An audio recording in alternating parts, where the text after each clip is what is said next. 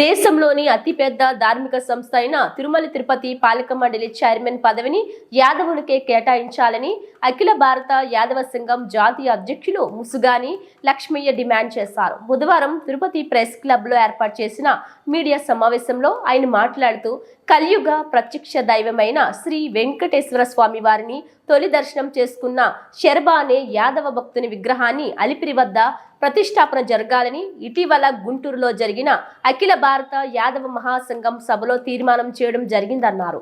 అలాగే ఈ సందర్భంగా ఉమ్మడి చిత్తూరు జిల్లాలోకి చెందిన యాదవులకు కొన్ని రాష్ట్ర జిల్లా స్థాయి కీలక పదవులను ఇచ్చినట్లు వారు తెలిపారు. కీలక పదవులు పొందిన వారిలో రవి యాదవ్, గాలం వెంకటేష్ యాదవ్, మించిన మణికంఠ, మేకల రవి యాదవ్, సురేష్ యాదవ్, గొల్లపల్లి వెంకట కృష్ణయ్య యాదవులు ఉన్నారని తెలిపారు.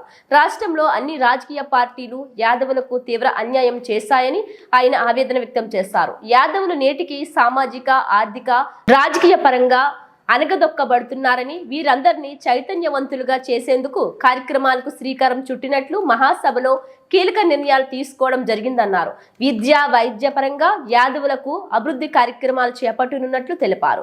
ఈ మీడియా సమావేశంలో జిల్లా అధ్యక్షులు వాసుదేవ యాదవ్ తదితరులు పాల్గొన్నారు. సంఘం యొక్క ముఖ్య ఉద్దేశం యాదవుల అభివృద్ధి, వాళ్ళకి విద్యలో కావచ్చు, వైద్యంలో కావచ్చు, ఇతర వాళ్ళకి ఎటువంటి సమస్యలు వచ్చినా ముందుండి పోరాడిన సంఘం అఖిల భారత యాదవ్ మహాసంఘం. కాబట్టి మొన్న జరిగిన రాష్ట్ర మహాసభలో కొంతమంది ముఖ్యమైన వ్యక్తులకి కొన్ని సంఘంలో పదవులు ఇవ్వడం కూడా జరిగింది. అది మీ అందరికీ తెలియజేయాలనేసే ఈ విలేకరుల సమావేశం ఏర్పాటు చేసింది. మొట్టమొదటిగా యాదవ్ సంఘం యొక్క రాష్ట్ర వాణిజ్య అధ్యక్షునిగా కుప్పం రవి యాదవ్ గారిని నియమించడం కూడా జరిగింది. అలాగే రాష్ట్ర ఉపాధ్యక్షులుగా గాలం వెంకటేష్ యాదవ్ గారు, అలాగే తిరుపతి టౌన్ యూత్ అధ్యక్షులుగా మించల మణికంఠ యాదవ్ గారు, అలాగే జిల్లా అధికార ప్రతినిధిగా మేకల రవి యాదవ్ గారు, అలాగే జిల్లా ఉపాధ్యక్షుడిగా గొల్లపల్లి వంశీకృష్ణని మన సంఘం యొక్క రాష్ట్ర మరియు జిల్లా కమిటీల్లో తీసుకోవడం కూడా జరిగింది. ఇప్పుడు మన జాతీయ అధ్యక్షులు ముసుగాని లక్ష్మయ్య యాదవ్ గారు మాట్లాడతారు. గుంటూరులో జరిగినటువంటి రాష్ట్ర మహాసభలో అనేక తీర్మానాలు చేయడం జరిగింది. ముఖ్యంగా ఈ దేశంలో జనగణనలో కులగణన చేయాలనేటువంటి డిమాండ్ను, ప్రధానమైనటువంటి డిమాండ్తో అఖిల భారత యాదవ్ మహాసంఘమే కాకుండా జాతీయ స్థాయిలో ఉండేటటువంటి అన్ని సంఘాలు, అలాగే అన్ని బీసీ సంఘాలు ముక్తఖండంతో ఈ దేశంలో ఉండేటటువంటి అధిక భాగమైనటువంటి ప్రజలు ఈరోజు నినదిస్తూ ఉన్నారు. అందులో భాగంగానే ఆ ప్రధానమైనటువంటి డిమాండ్ను అఖిల భారత యాదవ్ మహాసంఘము ఆమోదించడం అయింది. దానికోసం పోరాటం చేయడం జరుగుతూ ఉంది. అంతేకాకుండా ఈ రాష్ట్రంలో ఉండేటటువంటి అతి పెద్ద కులమైనటువంటి యాదవ్ కులానికి అన్ని రాజకీయ పక్షాలు చాలా తీవ్రమైనటువంటి అన్యాయం చేశాయి. ఆ అన్యాయానికి వ్యతిరేకంగా కూడా పోరాటం చేస్తున్నాము.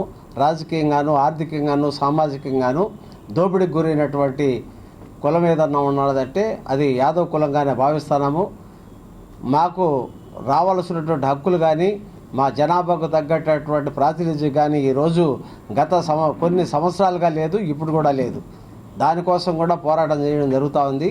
అంతేకాకుండా తిరుమల తిరుపతి దేవస్థానంని యాదవులు నిర్మించినటువంటి గుడిని ఒక్కసారి మాత్రమే బోర్డు చైర్మన్ వేశారు.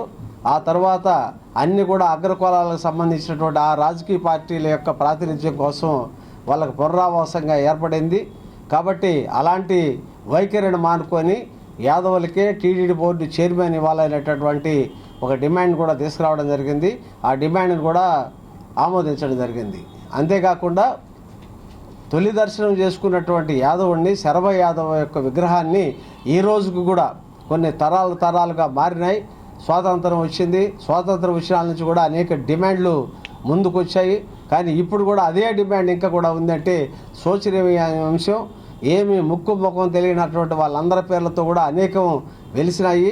అవి కాదు, ఈ తిరుమల తిరుపతి వైకుంఠ మహాస్వామిని దర్శించుకున్నటువంటి తొలి యాదవుడైనటువంటి శరభ యాదవ్ని అలిపిరి దగ్గర పెట్టాలనే ఉద్దేశంతో ఈ రాష్ట్రంలో ఉండేటటువంటి వాళ్ళే కాకుండా దేశంలో ఉండేటటువంటి యాదవులంతా కూడా ముక్తఖండంతో ఈరోజు నినదిస్తున్నారు. కాబట్టి అలాంటి డిమాండ్ను కూడా ఈరోజు మహాసభ తీర్మానం చేయడం జరిగింది. కాబట్టి మిత్రులారా, అందులో భాగంగానే ఈ చిత్తూరు జిల్లాలో బలమైనటువంటి అఖిల భారత యాదవ సంఘం ఉంది. దానికి వాసు యాదవ్ అధ్యక్షులుగా ఉన్నారు. అట్లాగే వెంకటపుని యాదవ్ రాష్ట్ర ప్రధాన కార్యదర్శిగా ఉన్నారు. ఇంకా ఇక్కడ చాలామందిని తీసుకోవడం జరిగింది. ఇంకా భవిష్యత్తులో కూడా చాలామంది తీసుకుంటాం. ఇంతకు ముందునే రామ్మోహన్ యాదవ్ను యువజన విభాగం రాష్ట్ర ప్రధాన కార్యదర్శిగా తీసుకున్నాము ఆయన్ని. అలాగే అధికార ప్రతినిధిగా గోపు సురేష్ యాదవ్ను కూడా తీసుకోవడం జరిగింది. ఇంతేకాకుండా భవిష్యత్తులో ఈ జిల్లాలో బీసీలతో కలిసి అఖిల భారత యాదవ సంఘం పోరాటం చేస్తుంది. పోరాటం చేయకుండా అనేక సమస్యలని, జటిలమైనటువంటి సమస్యలన్నీ కూడా ఉన్నాయి ఈ పొద్దు మా ముందు.